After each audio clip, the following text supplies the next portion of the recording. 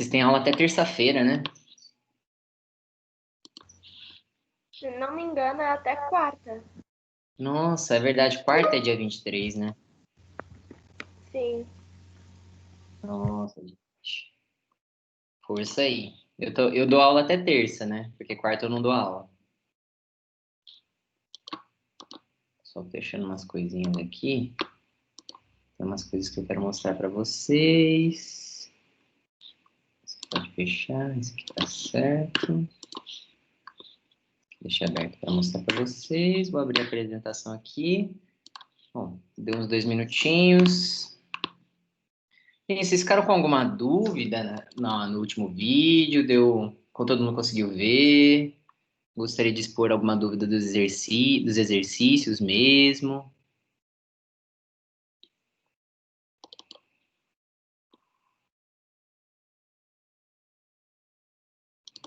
Aqui, achei.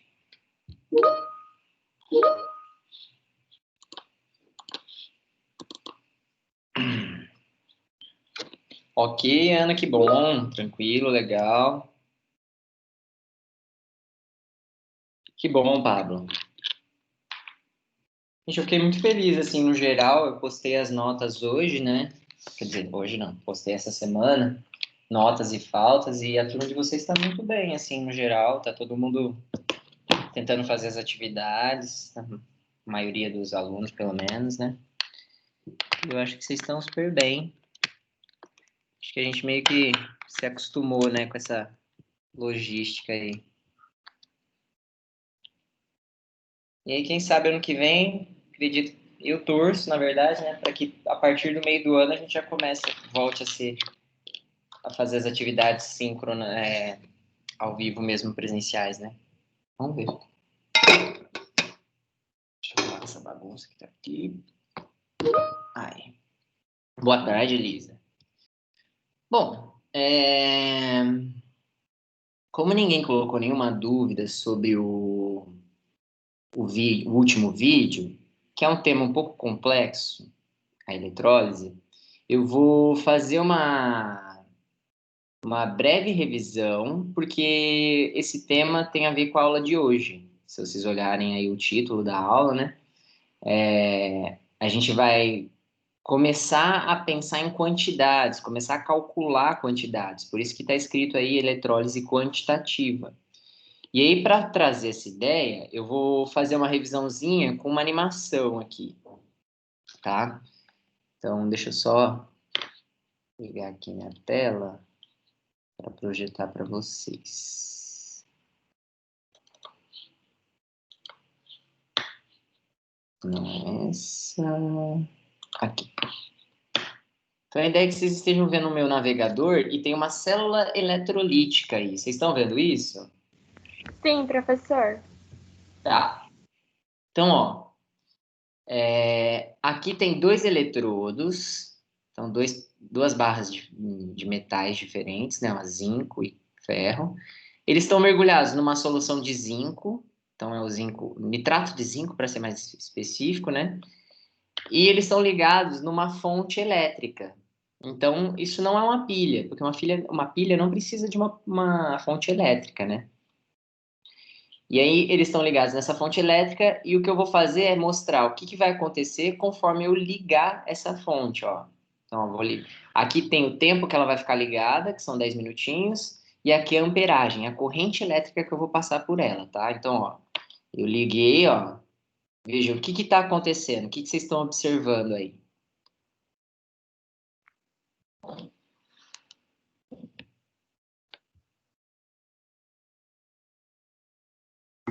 É como se a positiva estivesse distribuindo a carga para a negativa.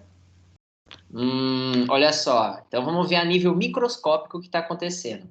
A Duda falou assim, ó, é como se a positiva, o polo positivo aqui, está distribuindo carga, ó, os elétrons indo embora. Para o outro lado, né? Então, ó, o que a gente vê aqui são os elétrons indo embora e parte desse metal do zinco se desprendendo, né? Olha lá, ó. Por isso que a massa, ó, o que está acontecendo com a massa. Do outro lado, ó, o que aconteceu. Então, nesse caso aí, que lado sofreu oxidação e que lado sofreu redução, gente? Oxidação seria, acho que seria o polo positivo, certo? Certo? E o outro seria o polo negativo. Por eliminação, a sua observação está muito correta. Olha só, vamos pegar então a sua observação que foi muito boa, Duda. Eu vou pôr aqui, porque. Ixi, achei que eu tinha copiado a figura. Deixa eu copiar a figura aqui, porque daí eu vou riscar também e a gente dá uma analisada nela melhor. Então, a gente estava analisando aqui esse sisteminha, que é uma célula eletrolítica. Não sei se vocês lembram lá do vídeo, eu falei lá no vídeo, né? A célula eletrolítica, ela nos ajuda a fazer processos de galvanização, que é cobrir um metal com zinco, né? Então, às vezes você vê um prego meio cinza, né? Geralmente ele foi galvanizado para se proteger da corrosão, da oxidação, da formação de ferrugem. As mesmas coisas vão acontecer com as peças cromadas, né? Elas são cobertas com cromo para proteger. A mesma coisa vai acontecer para a produção de metais que têm alto potencial de oxidação, que têm alta tendência a oxidar. Então, eu preciso dar energia para o sistema para isso acontecer. Então, o que a gente viu foi o seguinte, ó, que a Duda muito bem observou aqui, que corroeu, que sofreu uma corrosão, ela destacou que houve oxidação. E por eliminação, desse lado aqui, houve redução. Se a gente pensar no que a gente estudou lá anteriormente nas últimas aulas, a gente vai fazer todo sentido, porque ó, quem sofre oxidação sofre também uma corrosão.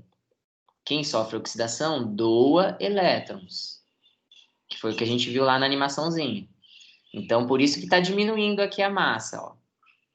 Lembra que a massa era 10 gramas no começo, né? E aí diminuiu. Então, aqui está corroendo. Aqui sofreu oxidação. Esse é o ânodo da minha eletrólise. Do outro lado, sofreu redução, ou seja, onde tem redução, lembra que tem o que a gente chama de eletrodeposição. O metal está se depositando aqui em cima. Por isso que a massa está aumentando, ó. De 10 foi para 11. Então, o metal está se depositando aqui em cima. Esse eletrodo aqui é o cátodo, tá? Sempre onde ocorre a redução é o cátodo, onde ocorre a oxidação é o ânodo, tá bom? Então a gente viu aqui um processo de eletrólise. Como é que eu sei que é eletrólise? Tem uma fonte elétrica, né? Ela está dando energia para esse sistema ocorrer. Os metais não estão em cubas, né? Em beckers, em potinhos diferentes, né? Que nem a gente vê na pilha. Não sei se vocês lembram lá que na pilha a gente tinha esses metais separados, né, os polos separados. E uma outra coisa que é importante também é que na pilha, o ânodo, onde sofre oxidação, é negativo e o cátodo é positivo. Então aqui a gente viu algumas diferenças que eu destaquei lá no texto, no vídeo, sobre a diferença entre uma pilha e uma célula eletrolítica, ou seja, onde ocorre a eletrólise. Gente, dúvidas? Eu fiz esse resuminho rápido só para ver se a gente lembrava esses conceitos, porque a gente vai precisar deles para a próxima parte da discussão. Então, eu gostaria de ver agora se vocês têm alguma dúvida. Por enquanto, não, professor. Beleza, Duda. Eu estou aqui no chat, se alguém quiser colocar alguma coisa. Boa tarde, Gabriel. Boa tarde, professor. Sem nenhuma dúvida, viu? Tá ok, Lauren, obrigado. Tranquilo para Elisa, para o Pablo. Beleza, gente, vou continuar. Então, ó, o que que eu quero que vocês observem? Eu vou usar o mesmo experimento com vocês agora. Cadê aqui? Ó? Não era esses aqui. Aqui. Eu vou usar esse mesmo experimento. Vai ser a mesma solução que está aqui, os mesmos metais. Só que eu vou mudar o seguinte, ó. Nessa segunda etapa, em vez de ser 10 minutos, como foi aqui, eu vou dobrar o tempo, ó. Tudo bem? Então, aqui é o mesmo sistema do anterior, só que com maior tempo. Eu vou pôr para rodar aqui, eu vou ligar a minha fonte elétrica.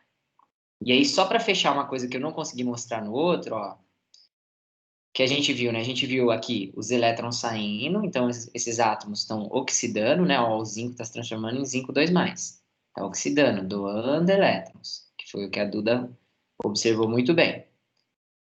Os elétrons, eles vão seguir um caminho nesse fio de cobre, né? Ó lá, ele segue aqui, ó, descendo. Esse é o caminho dos elétrons, já que esse é um metal condutor. Aqui, os elétrons vão estar chegando. Então, ó, os elétrons que vieram lá vão estar chegando nesse fio aqui, ó, subindo aqui para chegar aqui. E aí aqui, se a gente for ver, o ferro está aqui, né? Em volta ele tem outro metal. Veja que a cor aqui é branca, porque a gente tem na água zinco. O zinco está recebendo esses elétrons, olha lá, e está se depositando em cima do ferro. Por isso que a massa aumenta, né? Olha lá a massa aumentando. Porque está aumentando, está produzindo, ocorrendo uma eletrodeposição e produzindo zinco metálico, que é um processo de eletrólise. Tá? Então é isso que a gente está vendo, a nível microscópico, né? E aí eu vou aproveitar, vou deixar esse sistema correndo, depois a gente observa melhor, e vou ligar esse aqui também, ó. Que eu fiz a mesma coisa do anterior, deixei 10 minutos, que estava aqui, tá? São os mesmos metais, mesma solução, só que agora eu aumentei a corrente elétrica, tá vendo? Ó? Antes aqui era 5, aqui eu dobrei. Eu vou ligar esse aqui também e deixar rodando para a gente observar depois. Ó, aqui já está terminando. Olha só a diferença, observa esse que eu coloquei pelo dobro do tempo, né? E o primeiro. O que vocês podem dizer da interferência do tempo nesse processo? Esse tem 5 minutos. Desculpa, esse tem 10 minutos. Esse tem, poxa, 20 minutos. O que vocês observaram que mudou?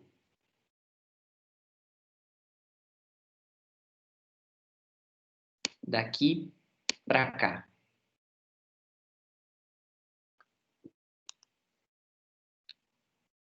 Deixa eu ver se vocês colocaram alguma coisa no chat.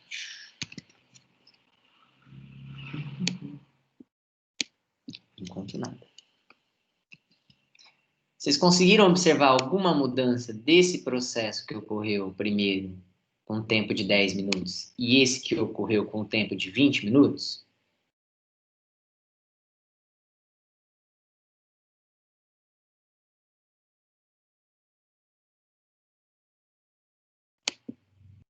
Ó, esse aqui é o que está com a amperagem para o dobro. A corrente elétrica tem mais amperagem. Depois, daqui a pouco terminando, a gente confere também. Mas daqui para cá, vocês observam alguma diferença, gente? Do primeiro para o segundo?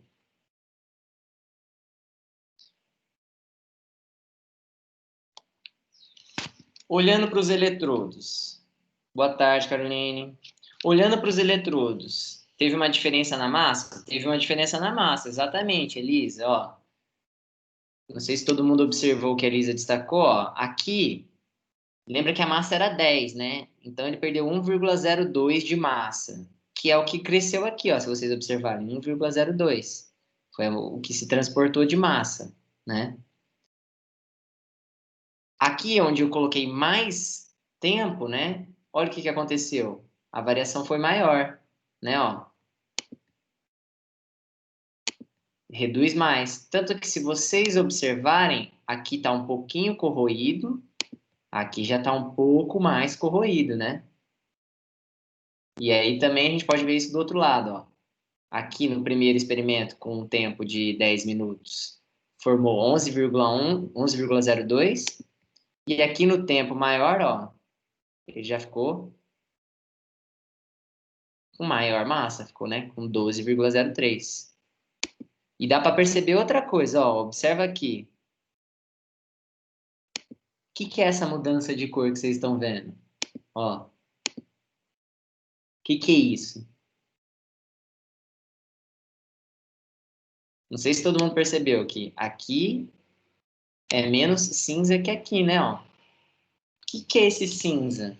O que ele representa?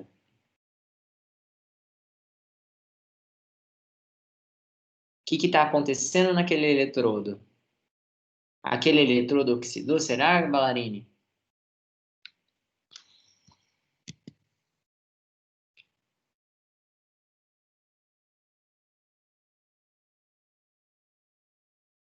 Vou até mostrar de novo, ó. Quer ver? Ó, vou resetar isso aqui.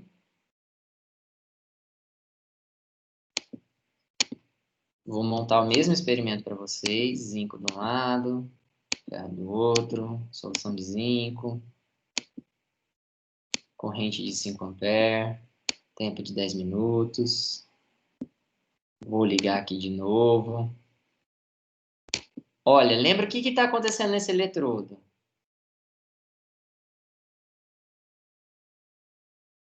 O que é aquele negócio cinza em cima dele?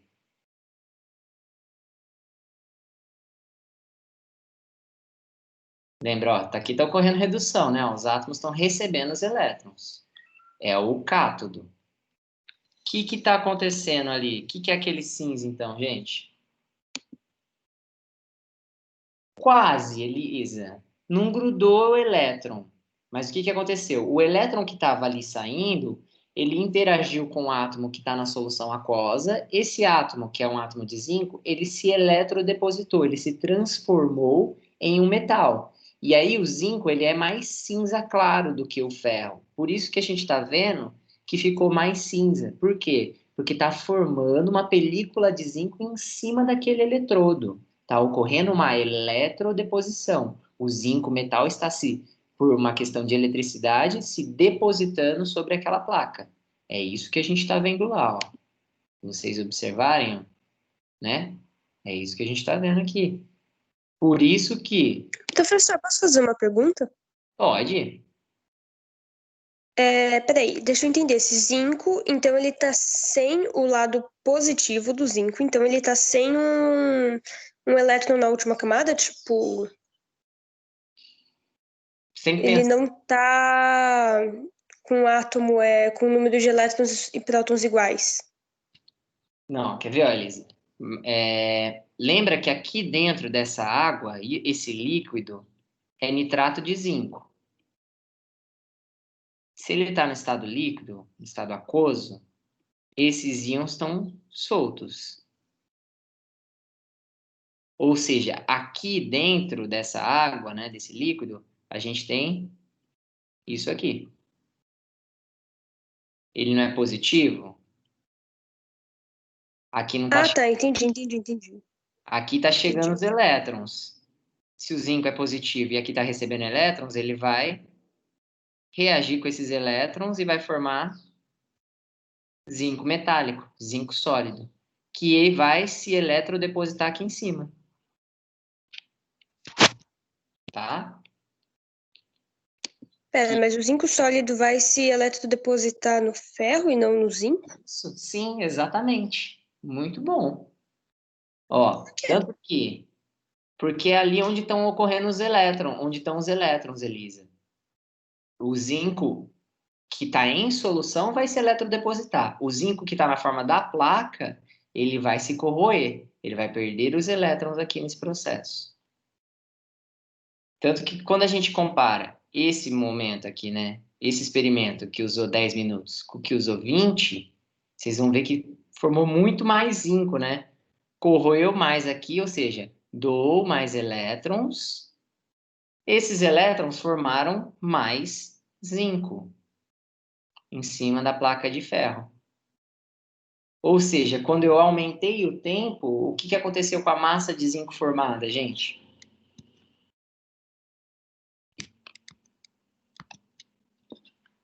A massa diminuiu? Diminuiu? A massa do metal do zinco diminuiu, mas a massa de zinco formada? Isso aí aumentou. A massa total, tipo, no copinho aumentou. E a massa que está em cima da plaquinha de ferro aumentou, né? Tanto que ela está mais cinza num experimento do que no outro. Então, o que eu queria mostrar para vocês é o seguinte, que nesse processo de eletrólise, o tempo vai ser uma variável. Quanto mais tempo eu deixar, mais metal vai formar, tá? É isso que eu quis mostrar nessa primeira parte. E aí, na segunda parte, o que eu queria mostrar para vocês é o seguinte, ó. Aqui, eu usei 5 amperes. Vejam as massas. Vejam a estrutura dos eletrodos. Aqui, eu usei 10 amperes. Ou seja, eu aumentei a corrente elétrica. O que aconteceu? Menor corrente elétrica, maior corrente elétrica. O que vocês observaram?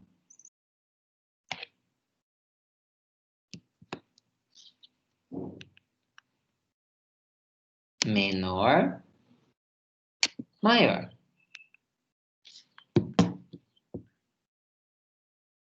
O que eu posso dizer? Quanto maior a corrente elétrica, o que vai acontecer com a corrosão dessa plaquinha?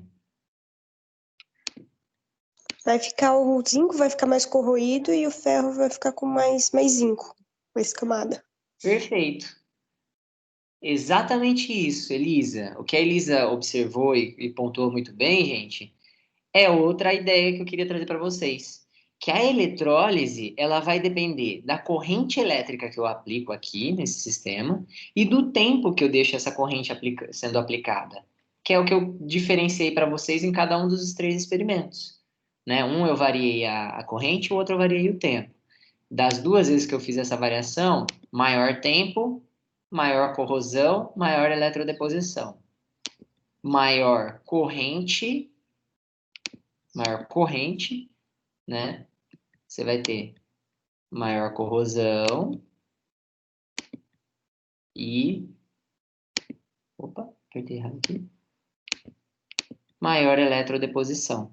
Então, esse experimento aí, né, esse processo de eletrólise que a gente está discutindo, o que eu quero trazer, resumidamente, desse experimento é que a quantidade de metal produzido na eletrólise, ela é proporcional, diretamente proporcional, ao tempo que essa eletrólise vai ocorrer e à corrente elétrica que você aplica sobre esse sistema, tá? Quanta energia está sendo induzida ali.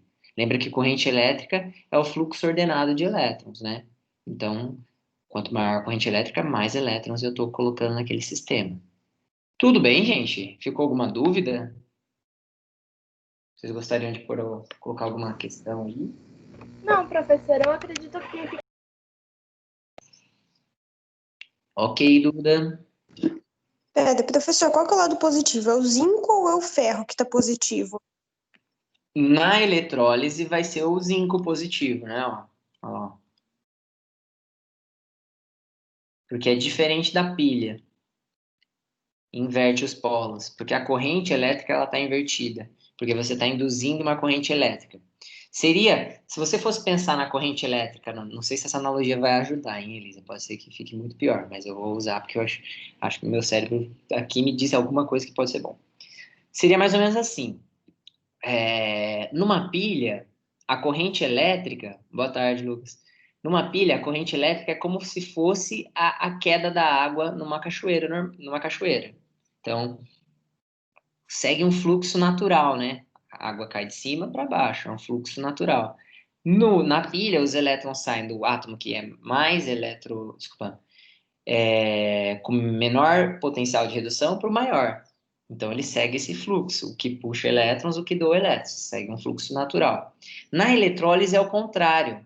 Seria como se a gente tivesse uma cachoeira que o vento embaixo é tão forte que ele faz ela correr ao contrário, né? No caso, o vento é a corrente elétrica que eu estou aplicando nesse sistema.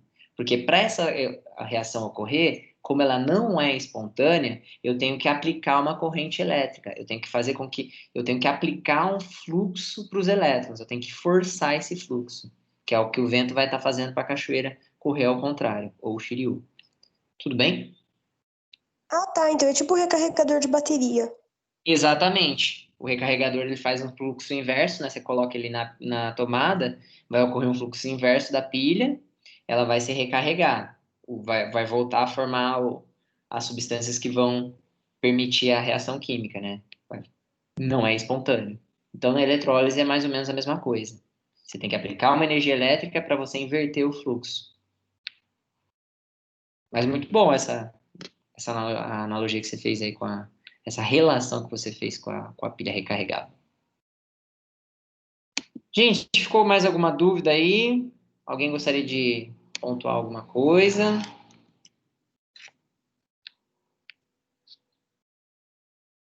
Nenhuma? Ok, Ana. Eu vou para a apresentação aqui, e aí, se vocês não estiverem vendo, vocês me avisam, tá bom? E aí, hoje, eu escolhi dois temas para falar com vocês, que é a lei de Faraday e o balanceamento da reação redox. Esse balanceamento, eu talvez não entre a fundo nele hoje, tá? Eu vou priorizar a lei de Faraday, mas caso sobre um tempinho, a gente fala um pouco sobre isso, tá? Que é meio que um tema adendo, assim. É um tema que não é muito presente em prova, não é muito cobrado, mas que é interessante você saber para te ajudar a fazer balanceamento. Então, o que tem, na verdade, antes de eu mostrar, começar a apresentação, eu não sei se vocês já viram esse mecanismo aí do fundo. Vocês já ouviram falar dessa roda de Faraday aí? Esse mecanismo atrás aí que está aqui no fundo? Sabem como é que é o funcionamento? Nunca. A Elisa colocou nunca aqui. Tem uma ideia para que serve isso aí? Alguém já ouviu falar dessa questão?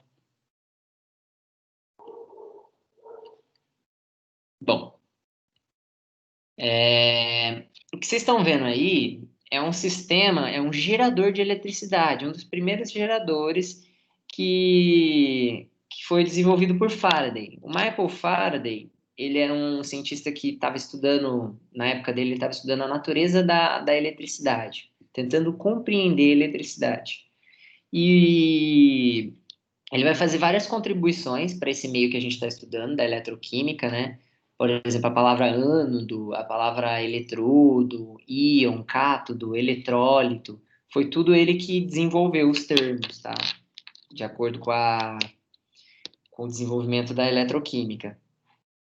E aí, uma das grandes contribuições do Faraday foi esse sisteminha aqui que relaciona corrente elétrica e magnetismo. Ou seja, ele começa a associar, ele traz uma relação a partir desse experimento aí, dessa roda de Faraday, né? Ele traz a relação entre eletricidade e magnetismo, que a gente chama de eletromagnetismo. O que ele vai perceber é que todo campo elétrico gera um campo magnético.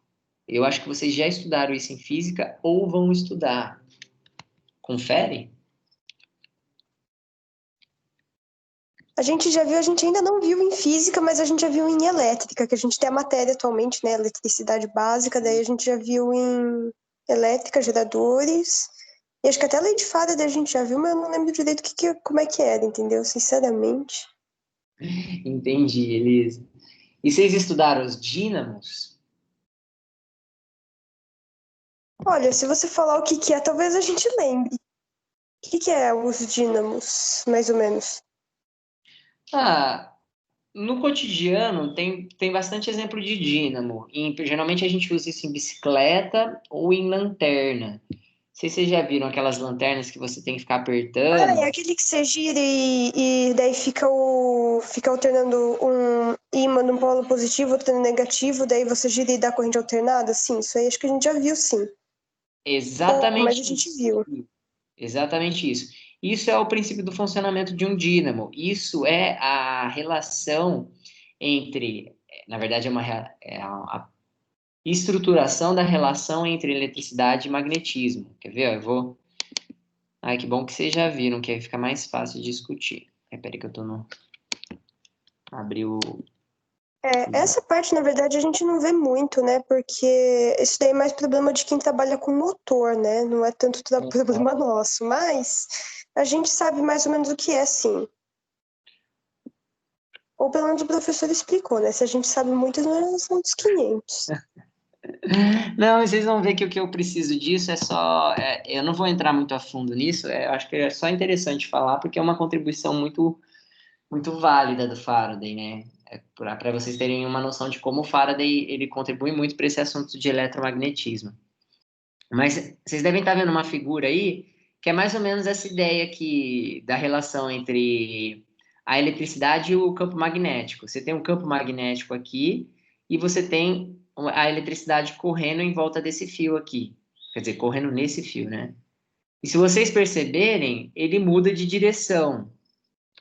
E aí, se vocês lembrarem, não sei se vocês vão lembrar disso, vocês estudaram, eu acredito, lá nessa disciplina, que a corrente elétrica, ela gera um campo magnético que fica em volta desse fio, né? Tipo, então, imagina que o meu dedo é um fio e e ele está apontando para o sentido da corrente elétrica, né? Em volta disso, a gente tem um campo magnético sendo produzido. E ali, aquele ímã vai fazer o quê? Ele vai interagir com esse campo magnético. Então, o que vai acontecer é que quando ele chegar no campo magnético, aquilo vai virar para um lado. Aí, quando ele voltar, o sentido do campo magnético gira de novo, né? Porque o sentido do campo magnético ele inverte junto com o sentido da corrente. E aí, o que estava girando para um lado gira para o outro. E aí, esse movimento, né? Essa transformação das energias em energia motora possibilita a gente fazer esse gerador de eletricidade. Possibilita a gente usar essa relação magnetismo e eletricidade. Mas isso é só curiosidade, eu quis trazer porque eu acho que é legal vocês entenderem, eu terem uma ideia disso, dessa relação. Vocês vão estudar isso melhor em física, o Renato vai explicar. Não sei se é o Renato ou se é Maria Augusta. Não sei quem vai dar aula de física ou está dando aula de física para vocês, mas vai explicar muito melhor do que eu tudo isso. Eu só estou falando isso para vocês verem que, no caso do Faraday, ele fez várias contribuições para esses estudos. Inclusive, essa relação ela começa a ser estudada por causa de um outro cientista chamado Hans Ørsted, acho que ele percebe uma coisa, não sei se vocês já viram em filme, uma coisa que ele percebe que as bússolas que medem o campo magnético, né, elas variavam com a corrente elétrica. Então, se você aproximasse a bússola de um fio com corrente elétrica, ela ia sofrer uma variaçãozinha. Então, foi nessa ideia, foi a partir dessas percepções que se começa a relacionar eletricidade e magnetismo, tá? Mas tudo isso é só um adendo para o que eu vou falar mesmo, tá, gente? Se tiver alguma dúvida, fiquem à vontade para me interromper, tá bom? Eu vou voltar lá para os slides. Então, esse aqui é um gerador desenvolvido pelo Faraday, tá? E o que o Faraday vai perceber nesses estudos que ele fez com soluções, com metais, com campo eletromagnético, ele vai perceber o seguinte, ele vai perceber essas duas máximas aqui que eu coloquei, que são frases dele mesmo, traduzidas, né? Que é o que eu tentei mostrar para vocês lá no começo daquele experimento. O que ele vai perceber, ó, que é a massa de um composto eletrolizado é diretamente proporcional à quantidade de eletricidade que passa pelo sistema. Ou seja, quando a gente viu que quanto maior a corrente que eu colocava no sistema, mais massa era produzida, né? Mais o eletrodo ficava mais pesado, mais eletrodepositava zinco, ele vai perceber essa relação de quantidade de corrente elétrica e quantidade de produto formado. O que é importantíssimo, se eu for produzir um metal como o sódio, o zinco, que a gente viu lá, o magnésio, que eu dou o exemplo no vídeo, quanto mais tempo, mais você vai produzir. Então, numa visão em escala industrial, né? Desculpa, quanto maior a corrente, mais você vai produzir. Então, numa escala industrial, é interessante que a gente ache um valor alto e adequado de corrente elétrica para produzir o máximo possível do produto que a gente quer. E aí embaixo tem uma outra relação também que ele traz, que é o seguinte, ó. No processo eletrolítico, a massa da substância produzida é diretamente proporcional ao equivalente grama dessa substância. Eu vou discutir com vocês o que é equivalente grama daqui a pouco, mas é mais ou menos essa relação. O que ele percebeu é que as correntes determinadas correntes davam determinadas massas. Então, era sempre específico. De acordo com o tanto de corrente que você vai aplicar, você vai ter uma massa específica, tá? Isso não ia variar. Aqui é mais ou menos a ideia do funcionamento ali daquele disco que vocês viram lá no começo, disco de Faraday. Aqui algumas contribuições dele, né? Eu achei interessante trazer essa figurinha, porque traz uma questão social muito importante do Faraday, né? Ó, ele recusou-se a produzir armas químicas. Isso é interessante para a gente pensar no posicionamento político do Faraday, né? Veja que é um outro período aí. E aí, as ideias de Faraday, elas podem ser resumidas em duas leis, que são as equações que eu estou colocando aí para vocês, quer dizer, a equação que eu estou colocando aqui para vocês, e a relação. Essas duas leis, elas têm muito a ver com aquilo que a gente fez lá no começo. Veja, o que ele colocou aqui, ó, que a carga do sistema é igual à corrente pelo tempo. Ou seja, quanto mais carga eu coloco no sistema, mais vai produzir o metal, que é o que a gente observou lá nas falas dele. E o que a gente observou lá no experimento, lembra? Quando eu coloquei o dobro do tempo ou o dobro da corrente elétrica, eu coloquei o dobro de carga. E o dobro de carga produziu o dobro do metal. Desculpa, o dobro do metal não. Uma quantidade maior do metal, né? Então, aqui, essa equação resume mais ou menos a ideia do que o Faraday estava falando, daquela relação que a gente viu lá no experimento.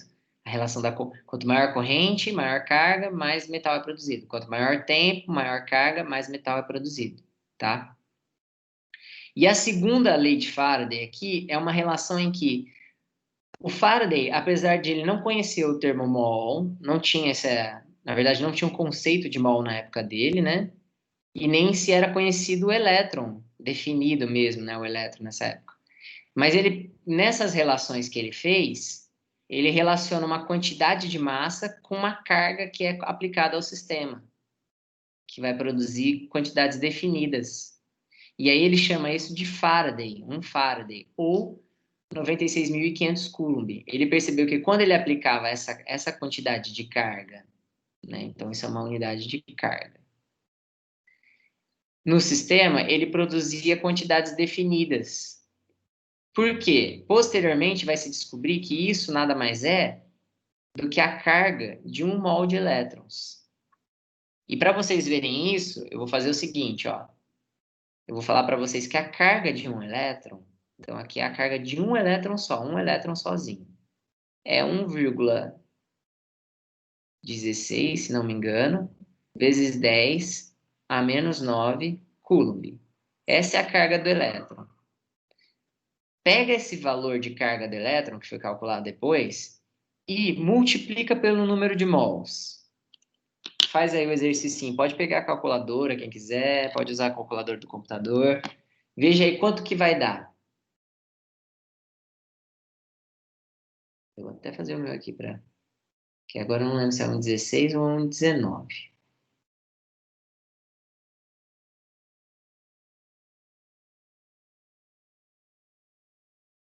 Alguém conseguiu fazer aí?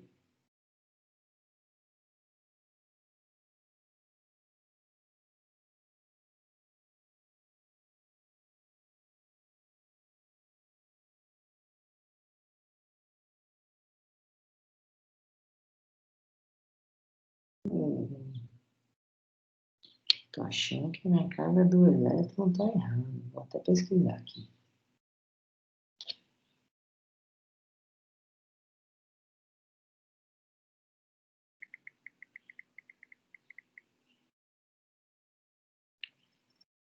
Ah, não, é 1,60, gente, desculpa. A carga aqui do elétron é 1,60 vezes 10 a menos 19. Falei tudo errado aqui. Ainda bem que eu fui verificar. Bom, então dá para pegar esse valor e multiplicar pelo número de mols. Que aí a gente vai ter a carga de quanto é a carga de um mol de elétrons. Lembrando que o Faraday não sabia o que era elétrons nem o que era mol quando ele estipulou essa carga. Ele só fez uma relação massa-carga elétrica.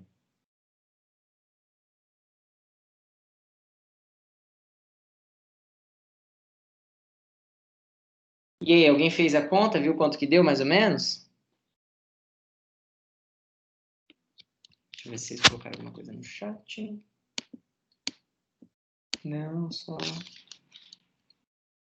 Ei, Maju, espero que melhore aí. Bom, se vocês fizerem a conta lá, vocês vão ver que vai dar, acho que 9,6 vezes 10 a quinta, né? Então, ó. Cadê? Peraí. Achei. Deu isso aí, deu 96, 1,6 vezes 6 deu 96. Daí, colocando lá as contas, dá 10 a menos, dá 10 a quarta, vai dar 9,6 vezes 10 a quinta. Acho que é isso. 9, isso aqui mais ou menos, né? Então, Elisa. Isso. E aí, se eu colocar esse 5, vamos lá, né? Então, 1, 2, 3, 4, 5.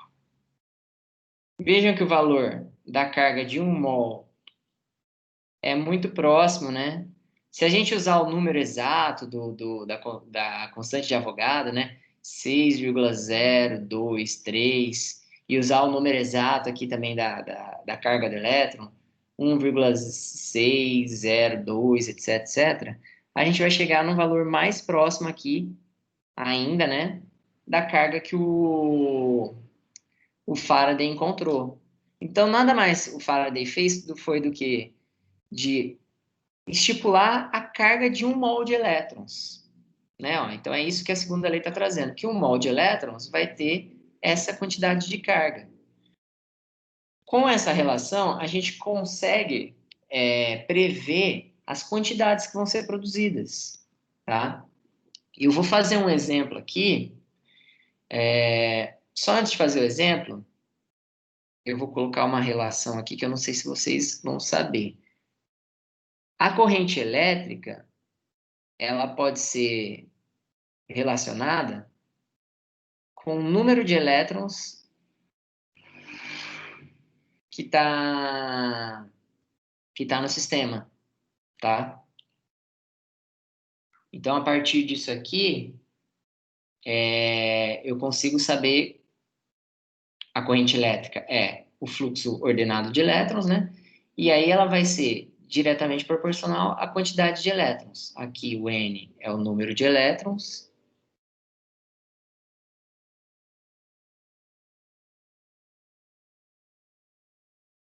Nossa, que difícil para escrever. E o E ali é a carga do elétron. Tá? Ah, desculpa, tô falando besteira, gente. Na verdade, a carga elétrica é isso. Se eu quiser saber a quantidade de elétrons que tem, eu posso relacionar isso. Essa carga é produzida por um número de elétrons. Então, eu posso falar aqui, sabendo a carga de um elétron só, que é o que eu coloquei lá para vocês, eu consigo determinar também quantos elétrons tem nesse processo, quantos elétrons eu estou produzindo. Ou seja, eu consigo escrever essa equação de uma outra forma, né?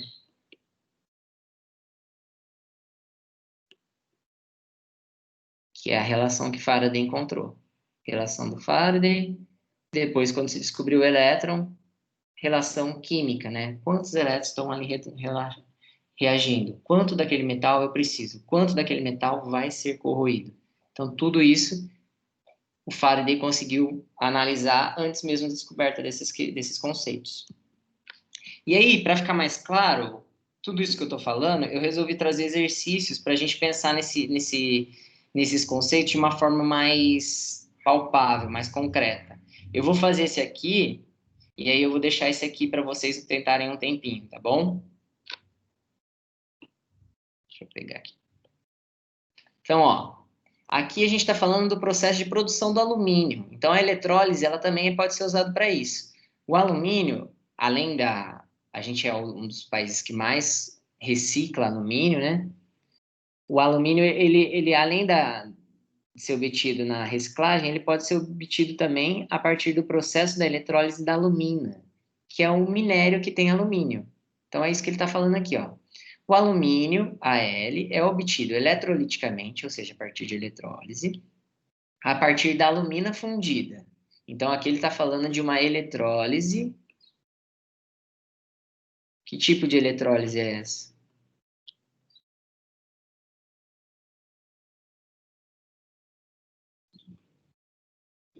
A eletrólise de um material fundido é uma eletrólise ígnea.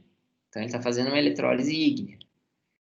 Durante a eletrólise, os íons. Então, ele está falando assim, que na eletrólise, o alumínio, o íon de alumínio, ele é reduzido. Então, ele vai receber ou doar elétrons, gente?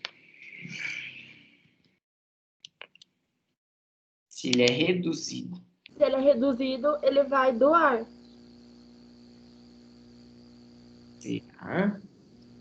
Olha, eu sinceramente não sei, mas eu só desconfio que como esse tem esse 3+, eu acho que não tem mais o que ele doar, não. Eu acho que ele tem que receber. Lembrem daquela ideia que eu falei do recurso mnemônico para vocês não esquecerem mais o que é reduzir e o que é oxidar. Redução, o elemento que reduz é porque ele recebeu elétrons. Lembra? Eu falei para vocês tentarem usar esse recurso mnemônico. Lembra que a oxidação é a mesma coisa que a ferrugem, que é quando o metal fica mais fraco, mais frágil, quebradiço. Por quê? Porque ele está perdendo matéria, ele está doando elétrons, tá? Então, aqui quando ele fala reduzido, significa que ele está recebendo 3 elétrons.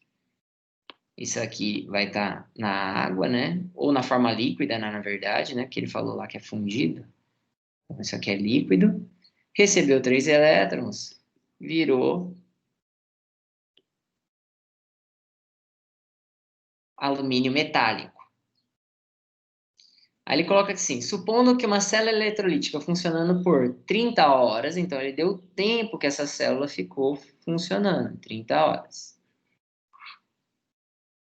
Na qual circulou uma corrente, então ele deu a amperagem dessa corrente, que é o que eu coloquei lá no sisteminha para vocês. Opa, é 50, né? Deu a amperagem, colocou a constante de Faraday para a gente, coloquei 96.500 Coulomb, essa é a carga, né?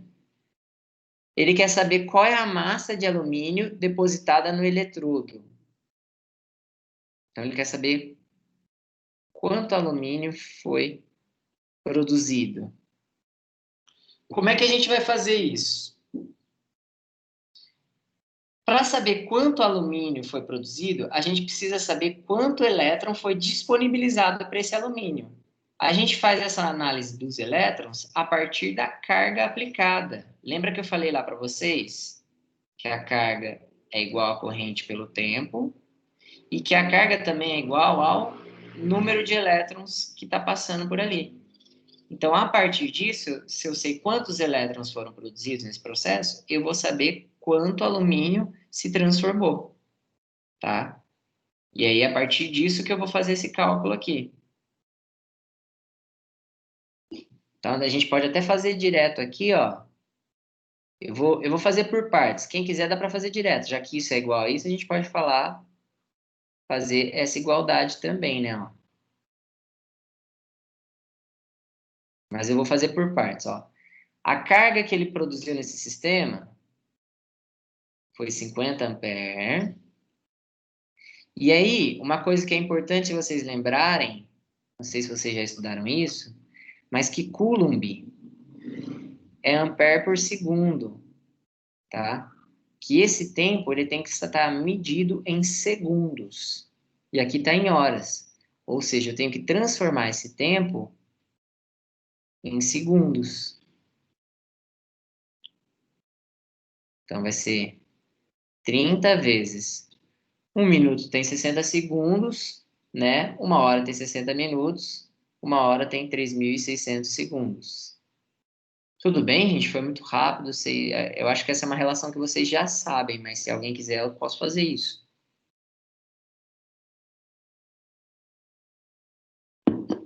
Dúvidas?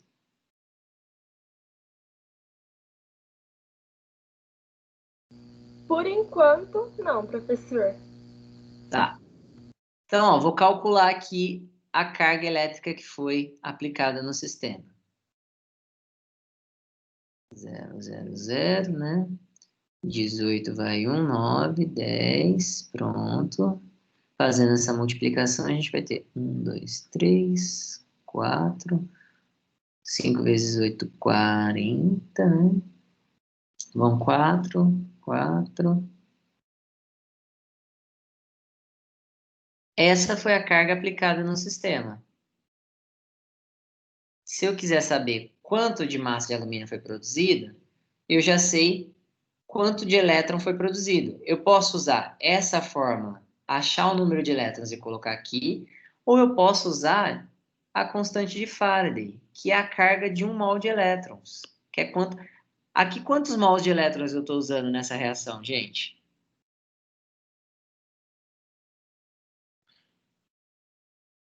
Reage 1 mol de alumínio para quantos de elétron? 3 mol. 3 mols. Tá aqui. Muito bom. Então, eu sei que se essa é a carga de 1 mol, para eu produzir essa quantidade de alumínio aqui, eu vou ter que usar 3 vezes essa carga aqui, ó. Porque aquela é a carga de 1 mol de elétrons. Mas eu tenho que usar 3. E aí a gente tem que ver qual que é a massa do alumínio. Isso, no caso, a gente vai ver na tabela periódica. Alguém consegue ver aí a massa molar do alumínio?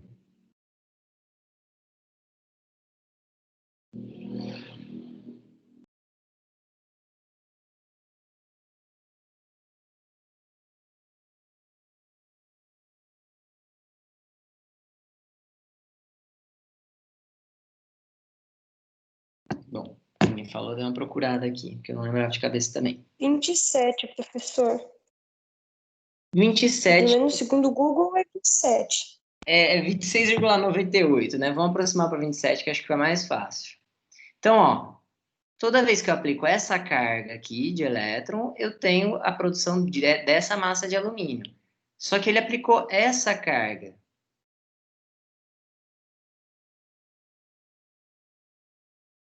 Com essa carga, eu vou produzir uma massa que eu não sei. Essa massa que eu quero descobrir, ó. Vou usar até isso aqui. Pronto, eu tenho todo o sistema para resolver isso aqui. A massa de alumínio é igual 3, 4, 5 vezes 27, dividido por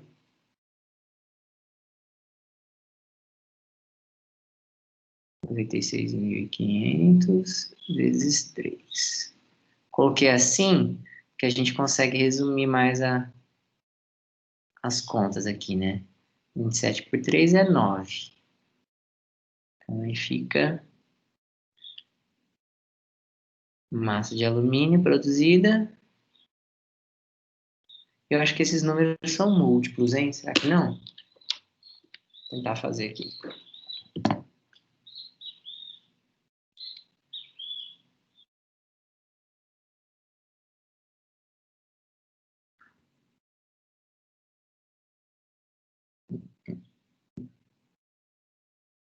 Não são, né? Só porque eu achei que era.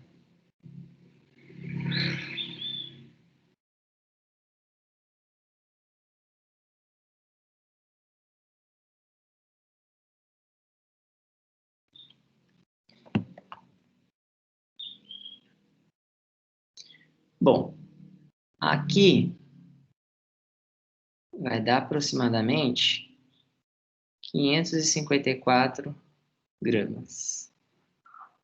Ou seja, alternativa A. O que a gente fez aqui? A gente descobriu a carga aplicada no sistema. A gente sabe que o Faraday achou a carga de 1 mol de elétrons. E usamos esse dado por uma relação estequiométrica, né? Aquela relação lá que a gente viu lá no primeiro ano, né? A gente geralmente associava a massa de um reagente com o produto, o volume de um reagente com o volume de um produto, ou a massa, né? Número de mols. Aqui o que ele está fazendo é relacionando a carga Por quê? Porque a carga aplicada é uma quantidade de elétrons aplicada, tá? Então, é isso que a gente está fazendo aqui. Eu vou dar 3 minutinhos para vocês tentarem fazer isso aqui, ó. Eu vou ler com vocês, vou separar as informações que precisa, e aí vou deixar vocês tentarem fazer, ó. Aqui ele pergunta assim, qual o volume de gás flúor? Então, ele quer saber o volume do gás flúor, que pode ser produzido por uma corrente de meio ampere, passada pelo fluoreto de potássio fundido. Então, o que ele está falando é o seguinte, você tem fluoreto de potássio, fundiu isso, derreteu, fez uma eletrólise ígnea, ele se separou. Esse flúor, nesse sistema aqui da eletrólise, ele vai se transformar em gás flúor e vai doar elétrons. O flúor, nesse caso, ele sofre oxidação, tá? Então, é isso que está acontecendo, essa reação. Ele deu a corrente, deu o tempo que essa corrente for aplicada, lá, ó, fundido durante 8 horas. Então, lembra que a quantidade de carga é a corrente vezes o tempo. Lembra que esse tempo tem que estar em segundos, corrente em ampere, tempo em segundos. E que a corrente, desculpa, a carga relacionada a 1 mol de elétrons é 96.500. E aí ele dá mais um dado. Considere que o gás produzido encontra-se.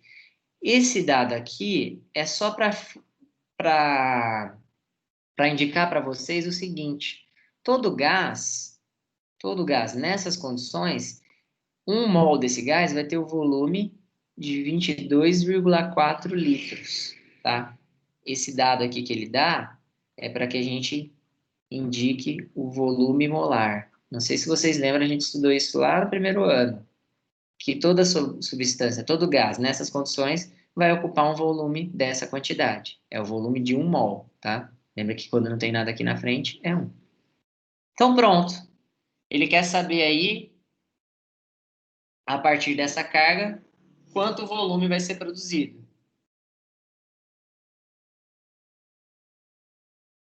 A partir da carga que ele aplicou de... Ah, não tem ali. Então, vocês têm que calcular. 3 minutinhos?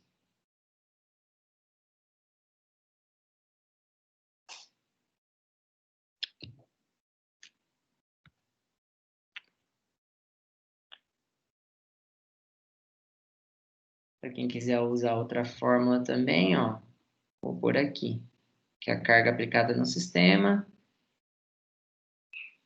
é proporcional ao número de elétrons.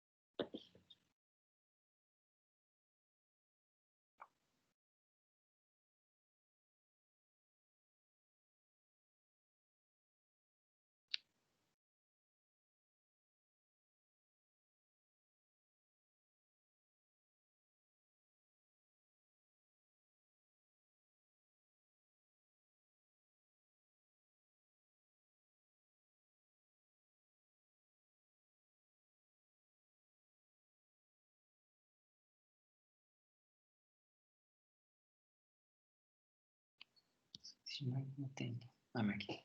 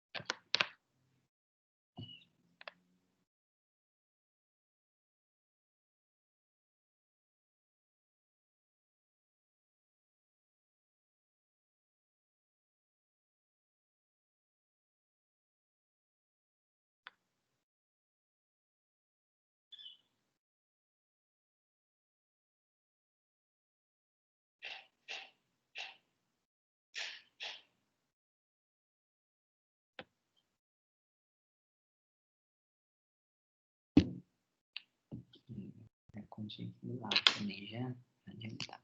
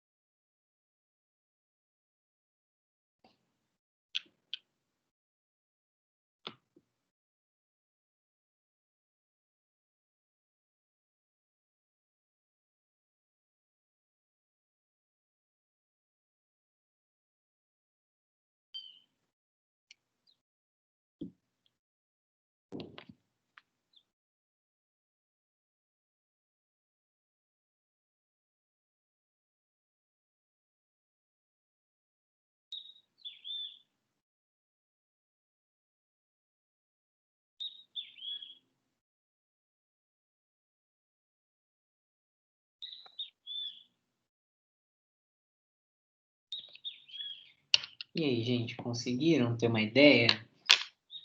Tem importância se vocês não conseguiram calcular. Queria saber se vocês conseguiram montar ela, pelo menos.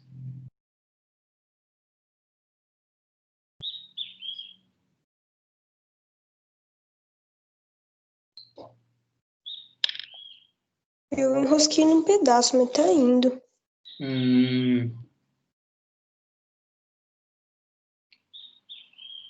Você enroscou num pedaço, Elisa? É que eu calculei o número de mols e eu calculei o número de mols que precisa para formar o gás. Agora eu não lembro o volume do gás, né? Que era. Quer dizer. O volume do gás está dado. Então, mas aqui onde é que tá mesmo? Oi? Onde tá o volume do gás mesmo? Que eu não tô achando. Eu escrevi ali embaixo para vocês. Que eu falei assim, não está escrito aqui, né? Na verdade, no exercício. O que o exercício dá são as condições. E aí eu não sei se vocês lembram lá do que eu falei, mas eu falei o seguinte: nessas condições, se você sabe o número de mols, por exemplo, 1 mol desse gás sempre vai ter 22,4 litros. Esse é o Ah, volume tá, molar. achei aqui.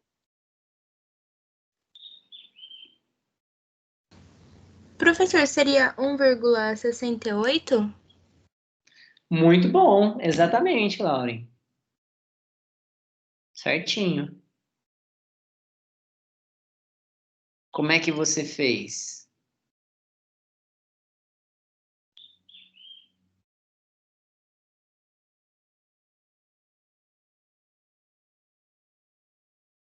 Olha, professor, eu apliquei naquela fórmula, né, do Q igual a I vezes T, e aí eu achei o valor de 14.400.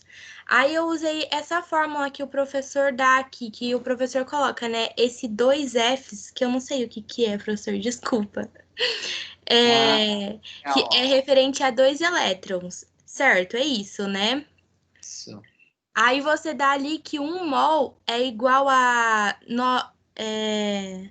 96.500, certo, né? É isso mesmo? Isso. E aí você dá ali, é o volume, esse 22,4, né? Isso, é o volume molar, é o volume de 1 mol. Aí eu apliquei, né? Eu fiz os dois, duas vezes, né? Os dois elétrons, o que corresponde ao mol. Eu não sei se o professor tá entendendo, é que quando explica é mais complicado. Aí eu achei o valor e que corresponde por 20. Ai, professor, eu tô me confundindo tudo, explica. Mas eu usei os dados que o professor deu, e aí eu consegui chegar nesse valor do 1,68. Tá certinho, Laura. Ó, eu vou tentar explicar, porque foi muito bom que você colocou essa dúvida, porque eu acho que pode ser uma dúvida de mais pessoas. Então, ó, o que que é essa reação aqui e o que que é esse F, né? Ele falou aqui no começo que o fluoreto de potássio foi fundido. Então, aqui eu tenho fluoreto de potássio, eu aqueci ele, esse delta significa aquecimento, e transformei ele. Então, ele fundiu, você passou do sólido para o líquido. É isso que aconteceu. Você tem um líquido cheio desses íons aqui, a partir do aquecimento. E aí, o que que aconteceu? Ele pegou, ligou uns eletrodos aqui, inertes, ou seja, metais que não vão reagir com a solução, ligou isso numa fonte elétrica e aplicou a eletrólise. Então, o que que vai acontecer? Aqui a gente vai ter uma fonte elétrica, né, que os polos vão ser estendidos pelos eletrodos, e aí no polo positivo desse eletrodo, o flúor vai ser atraído. E lá nesse polo, o que que vai acontecer com o flúor? O flúor que está lá em solução, ele vai sofrer uma oxidação, ele vai doar os elétrons. Então, por isso que eu coloquei os elétrons aqui desse lado. Só que o caso do flúor, ele é um ametal. Ele é uma substância que não fica sozinha, não fica na forma metálica, né? Ele fica numa forma de gás. E nessa forma de gás, ele fica na forma F2. Igual o gás hidrogênio, que é H2, o gás cloro, que é Cl2, o gás bromo, que é Br2. Todos os ametais, no geral, vão ter essa fórmula, essa forma na atmosfera. Balanceando essa equação, eu tenho essa aqui, que é o que está acontecendo no polo positivo da minha eletrólise, né? O flúor está se oxidando, está sofrendo oxidação, está indo para o ânodo, tá? E aí, o que a Lauren fez foi corretíssimo. Então, o que que significa? Por que que é importante que eu saiba isso aqui? Porque eu sei que para cada 1 mol de gás formado, para cada 22,4 de gás flúor formado, eu preciso introduzir na reação 2 mols de carga de elétrons, ou seja, 2 vezes esse valor aqui. Já que são 2 mols e eu tenho 1 aqui, né? Eu preciso inserir essa carga. O que o exercício quer saber é qual que é o volume produzido do gás flúor a partir do momento que eu aplico uma carga por esse período e por esse tempo. E aí o que a Lauren fez está corretíssimo também. Ela usou isso aqui para achar a carga que foi aplicada. Corrente vezes o tempo. A Professor, corrente... Oi. desculpa, eu tinha esquecido de falar também. Eu transformei o tempo de 8 horas em segundos também, que ele me dá 28.800 segundos. Eu tinha esquecido de falar que eu fiz isso também. Perfeito, muito bom. Você lembrou que a corrente tem que ser em ampere, já está correto, e que o tempo tem que ser em segundos, não pode ser em horas. Então, aí pegando a transformação, né? Isso deu uma carga de quanto, Lauren? Deu uma carga de 14.400. 14.400. Então, quando a gente faz isso, a gente descobre quanta carga foi aplicada no sistema. E aí, se eu sei que essa carga produz esse volume, a carga aplicada produz X, produz o volume que eu quero descobrir. E aí, resolvendo essa equação, a gente vai ter... Professor, deixa eu fazer uma pergunta. É um C que você coloca no final? Porque é Coulomb. Ah, tá. Eu tava em dúvida do que seria isso. Esse aqui é a unidade de medida de carga. Carga é medida em Coulomb. Coulomb é a mesma coisa que ampere vezes segundo. Por isso que tem que ser, por isso que tem que ser por segundo. Por causa da unidade de medida que a gente está trabalhando aqui. Professor, quanto que deu o N da fórmula mesmo? O N, a gente não usou o N aqui ainda. Nesse caso nem vai precisar, eu acho, Elisa. Então,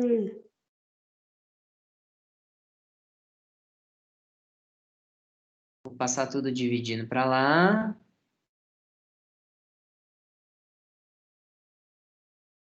Quem quiser pode simplificar para ficar mais fácil a conta. Aqui eu fiz 22,4 dividido por 2 é 11,2. Isso tudo deu quanto, Lauren?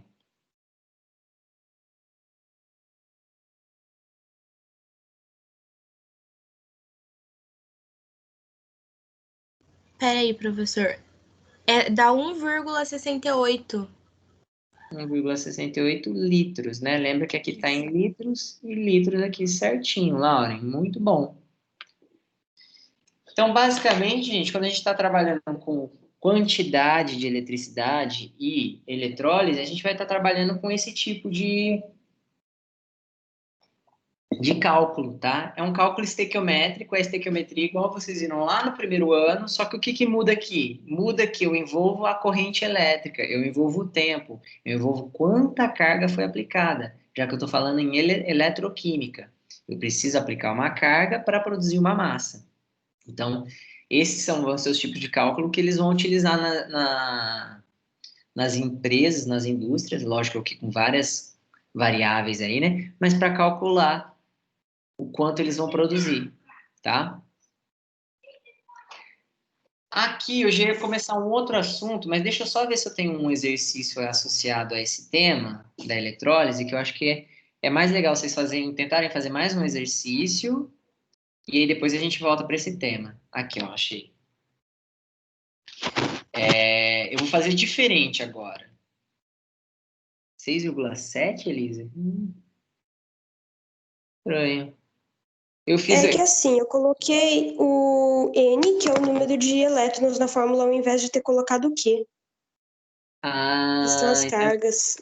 aí Porque vai eu dar um achei que valor. fosse o número de elétrons, né? Que o N, na verdade, seria em mol, não teria dado em mol, né? Ó, você fez número de elétrons? Isso. Então faz assim, ó, para você ver se vai dar certo.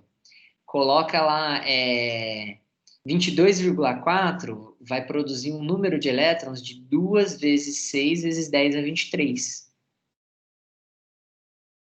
Entendeu? Porque são 2 mols de elétrons. E aí o número que você achou vai dar o valor de Sim. A ideia é que dê o mesmo valor. Tenta fazer. Legal esse modo aí. Dá para tentar. Não, então aqui eu tinha colocado N, que é do número de elétrons, daí eu tinha colocado como se tivesse dado 2N, que seria mais ou menos 0,30, que deu 0,149, como se fossem 2 elétrons, né? 0,30. Aí eu sabia que ia dar 1 mol do negócio, 1 mol de 0,30 e na teoria dá 1 mol do, do gás, né? Certo? Duas vezes o mol, 0,149. Ah, não, porque não tinha dado o mol inteiro.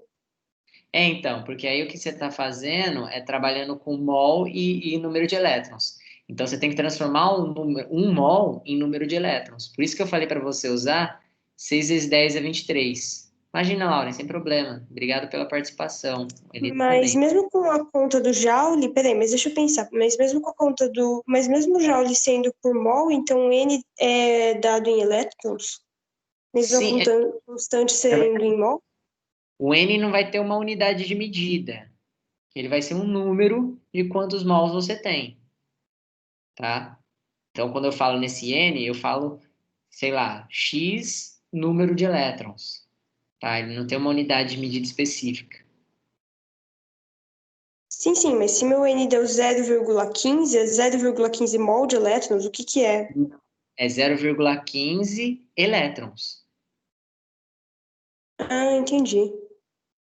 Mesmo tá? sendo a constante do Joule sendo dada sendo carga por mol. Do Joule não, do Faraday É ser de mol, né? Sendo em mol. isso. Aí o que você vai ter que fazer é transformar Porque a constante de Faraday mostra quanto vale 1 mol de elétrons em carga. Só que como você está calculando número de elétrons, você tem que lembrar quanto 1 mol vale em número de elétrons. 1 mol em número de elétrons são 6 vezes 10 a 23. Por isso que eu falei, se você transformar, a ideia é que você chegue no mesmo valor. E se der para fazer, faz aí que vai ser legal. Acho que é até uma prova real do exercício. Eu vou voltar lá para o exercício, tá, gente? Ah, é que eu falei que ia fazer diferente e acabei não falando, né? Vou fazer o seguinte agora, ó. Eu vou dar 3 minutinhos para vocês tentarem sem falar nada. Aí eu vou ler e vou arrumar, pegar os dados, né? E organizar os dados. E aí depois eu dou mais 2 minutinhos para vocês terminarem. Então, 6 minutos é para fazer o exercício no total, tá bom? Que eu acho que é legal vocês tentarem de forma independente também. Então, deixa eu só pôr para projetar lá, para compartilhar a tela. Então, aí tem o exercício do Enem, tá? 3 minutinhos para vocês tentarem, depois eu começo a dar as dicas. A única coisa que eu vou colocar aqui para quem tiver dificuldade de lembrar são as fórmulas, tá? Não necessariamente você vai usar todas, mas é só para ajudar mesmo.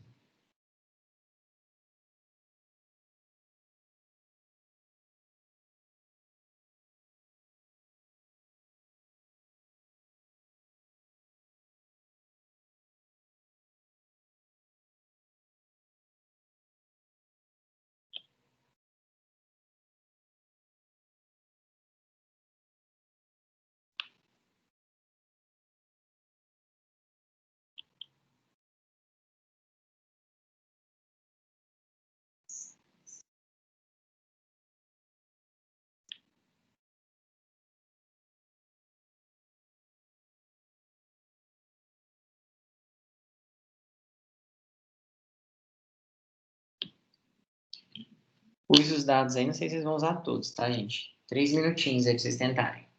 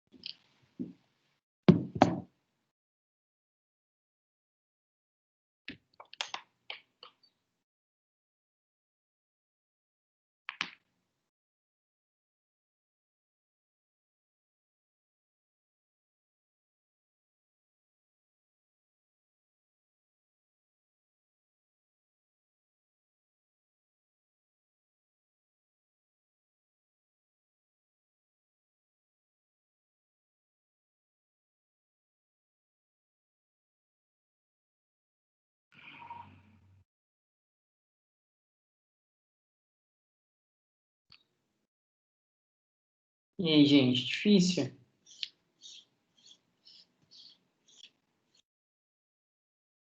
Eu vou... Primeira parte tá feita, que é calcular... primeiro tem que calcular o N, mais ou menos, né? Aí, depois, o N vai dar o número lá de elétrons. Uhum. E aí, começa o pedaço do mol que eu não sei fazer. Não, o número de elétrons, peraí, o que ele quer saber? A massa do cobre é 63,5 gramas por mol. Ah, daí a gente tem que fazer o tanto tá para 1 mol, assim como tanto tá para x mol. Daí depois você tem que pegar os x mol lá e botar não sei por quantos gramas, entendi. Exatamente, Elisa. Ó, por causa dessa sua fala, na hora que eu for resolver, eu vou tentar resolver de duas maneiras, tá? Mas, ó, então eu vou ler aqui e fazer mais ou menos essa primeira parte que para Elisa já está feita. Não sei se para todo mundo, como é que estão todo mundo aí. Eu vou ler e vou separar as informações principais aqui e vou organizá-las, tá? Então, ó, a eletrólise é muito empregada na indústria como um objetivo de reaproveitar parte dos metais sucateados. O cobre, por exemplo, é um metal com maior rendimento no processo de eletrólise, com uma recuperação de aproximadamente 99,9%. Por ser um metal de alto valor comercial e de múltiplas aplicações, sua recuperação torna-se viável economicamente. Supondo que, em um processo de recuperação de cobre puro, tenha-se eletrolizado uma solução de sulfato de cobre 2 durante 3 horas, empregando-se uma corrente elétrica de intensidade igual a 10 ampere, a massa de cobre puro recuperada é de aproximadamente. Então, o que ele quer saber aqui é a massa de cobre recuperada. Mais dados importantes aqui. Ele falou que eletrolizou sulfato de cobre 2. Então, eu tinha sulfato de cobre, essa substância aqui foi separada, provavelmente por uma eletrólise ígnea. Eu aqueci até eles se separarem. O cobre, nesse caso, ele vai ter que receber os elétrons para se transformar em cobre puro, cobre metálico, tá? Para ficar mais fácil essa ideia da eletrólise, gente, o cátion, no geral, vai reduzir, tá? E o ânion vai oxidar, que foi o que aconteceu lá no outro que a gente viu.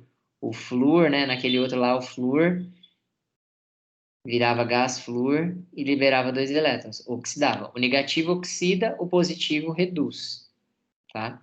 Então, essa é a equação que está acontecendo. Isso aqui que está acontecendo, até aqui que ele falou do cobre puro. E aí ele fala o seguinte aqui, que o tempo necessário para... Quer dizer, o tempo que ele usou foram 3 horas e que a corrente aplicada foi 10 ampere. Então, a partir disso, a ideia é que vocês descubram qual foi a massa de cobre produzida. Tá? Qual é essa massa que é isso que a gente quer descobrir.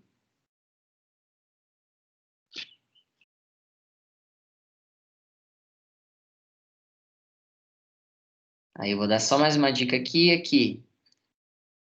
Vejam que ele usa 2 mols de elétrons, ou seja, a carga necessária para essa equação aqui é de 2 vezes a carga de um Faraday, né? Lembra que um Faraday, a constante de Faraday, é a carga de 1 mol de elétrons. Como eu estou usando 2, eu uso o dobro. E que isso produz 1 mol de cobre. 1 mol de cobre está aqui a massa molar para a gente. Vamos lá, mais um minutinho para vocês tentarem.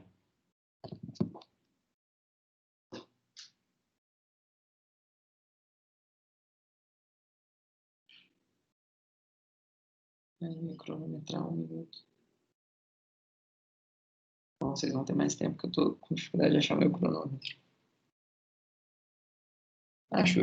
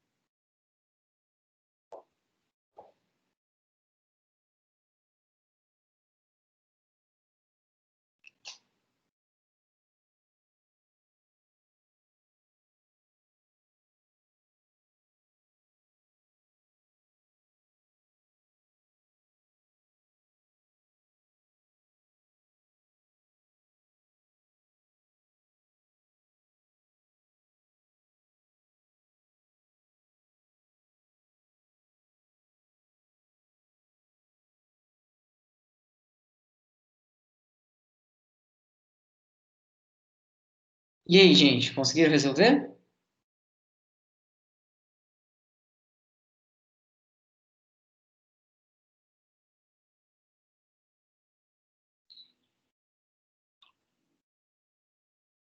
Alguém chegou em alguma resposta? Então, eu até. Bom, em resposta não cheguei em nenhuma, não, mas assim. Eu até cheguei numa conta, mas o resultado eu tenho certeza que vai dar tão estranho, mas tão estranho que eu não vou nem continuar. Eu vou tentar fazer do jeito que você está pensando, Elisa, porque eu acho que você está usando muito esse conceito aqui, ó, do número de mols. Mas antes eu vou fazer do jeito mais fácil, que esse é o jeito Não, mais peraí, difícil. esse N é o número de mols ou é o número de elétrons? Número de elétrons, desculpa, falei errado. Ah, tá. Então, ó, aqui eu tenho, a partir da reação que está ocorrendo, eu tenho a relação da carga com a massa. O que ele dá quando ele fala do tempo e a amperagem da corrente elétrica, ele dá a carga que foi aplicada no sistema, que é só a gente fazer essa conta. 10 ampere, 3 horas, lembra que tem que transformar para segundos, né? Então, vamos transformar. É só multiplicar por 3.600. A gente vai ter aqui, então, 1, 2, 3 zeros, né? Que é vezes 10. Vai 1. Vai ter uma carga aqui aplicada de mais ou menos 118 mil coulomb. Então, ele aplicou essa carga no sistema. Eu sei que essa carga produz essa massa, a carga aplicada vai produzir uma massa X aqui.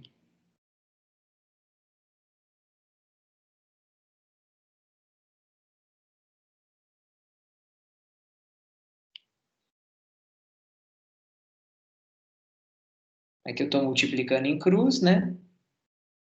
Para achar o valor. Vou passar dividindo lá. Minha dica para esse tipo de exercício é que vocês resolvam todas as contas no final, igual que eu estou deixando aqui para resolver. Porque aí dá para simplificar. Você não vai ter calculadora no geral, né? Você consegue simplificar as contas, usar números mais razoáveis aí. Corta aqui, corta aqui. Aí essa aqui vai dar. Alguém chegou nessa conta? Chegou a fazer essa conta? Viu o valor aí?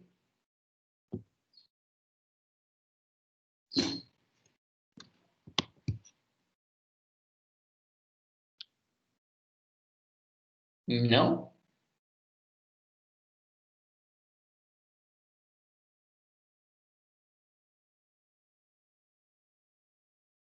Não. Cheguei em outra coisa. Mas eu acho que vai dar a mesma coisa, Elisa. Vamos ver.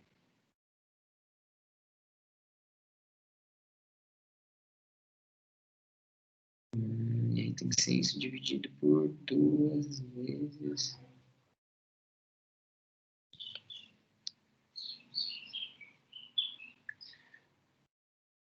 Bom, aqui, essa continha aqui vai dar aproximadamente 33,5 gramas, tá? Vai ser a alternativa D.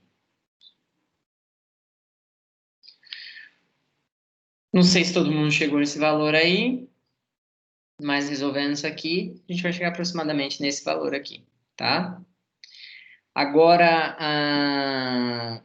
eu vou tentar resolver isso da forma como a Elisa está pensando aqui. Não sei se vai ajudar todo mundo, se ficar mais complexo, podem resolver por essa forma que eu acho mais fácil, usando os valores da constante de Faraday e usando o número de mols de elétrons em vez do número de elétrons, que você começa a trabalhar com números muito mais grotescos, tá? Então, o que eu acho que está mais ou menos acontecendo aí, Elisa, é o seguinte. Você calculou o número de mols aqui, desculpa, o número de elétrons, calculou o N dessa reação? Isso. Quanto deu? 1,12. 1,12 é o número de elétrons dessa reação. Tá? Então, você está trabalhando com o número de elétrons. Essa carga aqui, que está aqui, ela é a carga de 6 vezes 10 a 23 elétrons. De 2 vezes 6 vezes 10 a 23 elétrons. Então, estou falando aqui o seguinte, que se eu usar uma carga de 2 vezes 6 vezes 10 a 23 elétrons, eu vou produzir essa massa. Se eu usar isso aqui de elétrons que você colocou, eu vou produzir uma massa X. Só que tá meio estranho esse valor que você achou, né? Exatamente, é isso que eu tô desconfiando. Eu tô desconfiando do valor que eu achei, porque daí dá uma conta muito esquisita, entendeu? Entendi. Peraí, vamos ver aqui. Já descubro para você.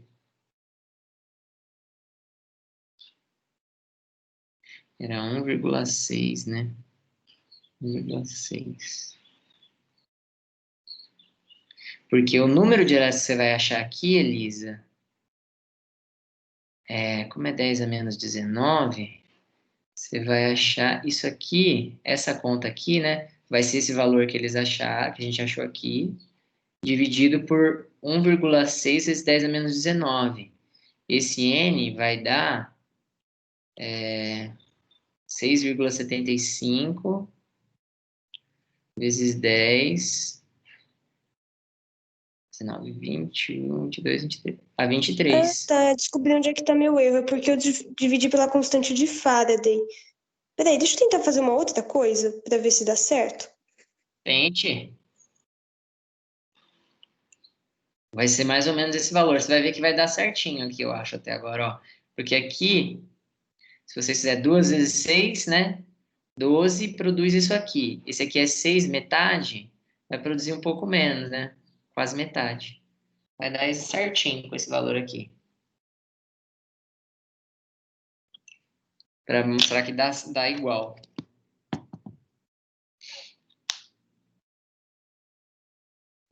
Tudo bem?